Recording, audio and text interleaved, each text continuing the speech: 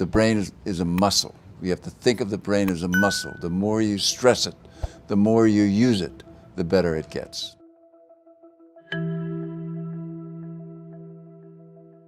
The stronger each nerve cell gets, which is really, I think, the most revolutionary way to think about exercise and what all we're doing with exercising, not just building our muscles, but really taxing our brain. And what happened with our brain is we developed parts of our brain to be the best movers, to plan, to predict, to sequence, to remember. Abstract thinking came along, and then we had words, and then we became much more verbal, and we used the same nerve cells that we evolved to help us be the best movers, to be a thinker, to be cognate. I really believe that most people are manipulated by their brain. And the reason they're manipulated by their brain is because they don't understand what's happening. And it is my fundamental base belief that the more you know about what your brain is doing, the more you understand the chemicals that are flowing, the more you can take control of it.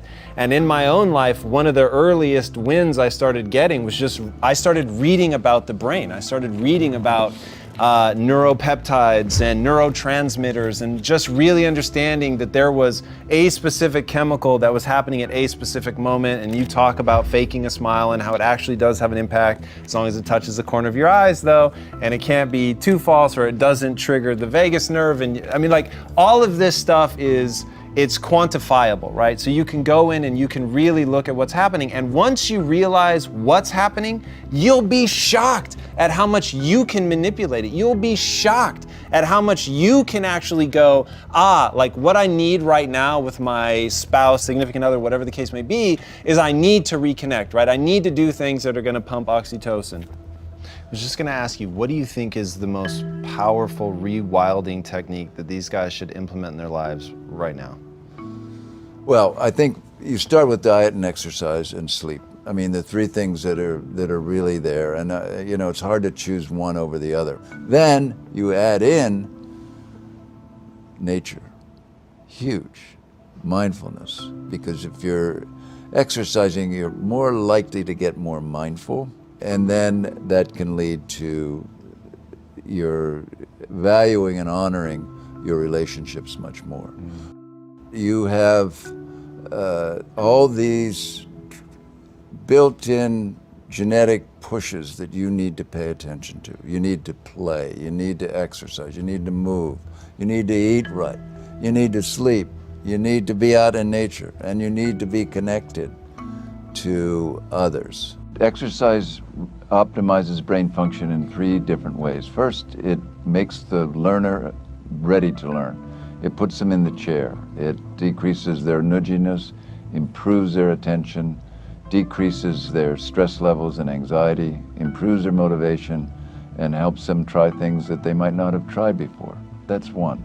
The second thing is that it creates what we call the microenvironment, or the environment within our brains where our 100 billion nerve cells are swimming around, enriches that environment and with all kinds of nutrients and neurotransmitters that make our brain cells in an optimal way ready to do what they're supposed to do when we learn, which is to change.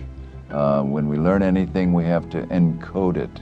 We have to have our brains change in response to practice, in response to learning. And the third thing that exercise does is that it promotes the growth of brand new brain cells in our brain. We have learned in the past 10 or 15 years that we humans too have stem cells in all of our organs, including our brains. And one pocket in particular is near the hippocampus, or the memory station, central station for our brain.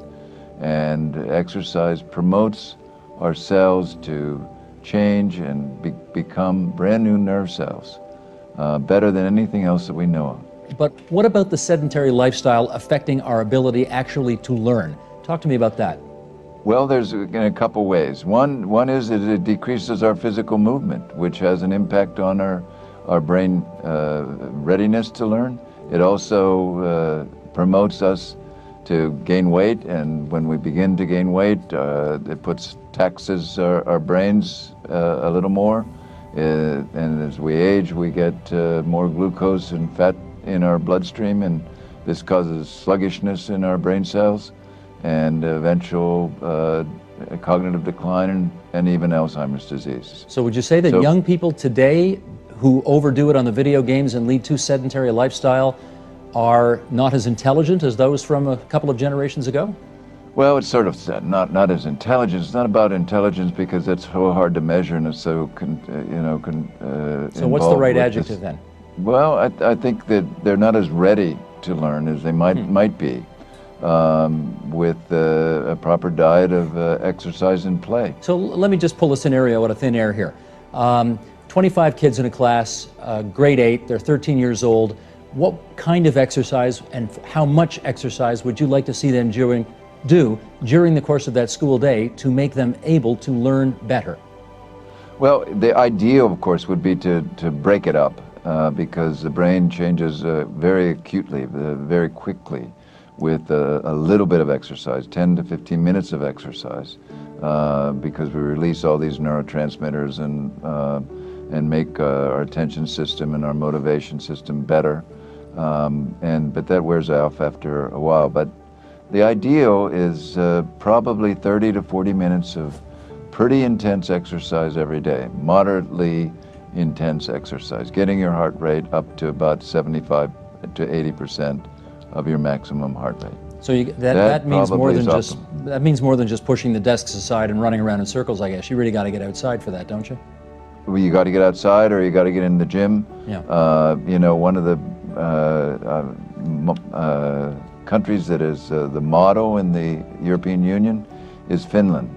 And the Finns, in terms of the model, because they're performing at the highest level academically and on all the tests, and everybody's interested in what they're doing. Well, what they're doing is they're having their classes an hour long.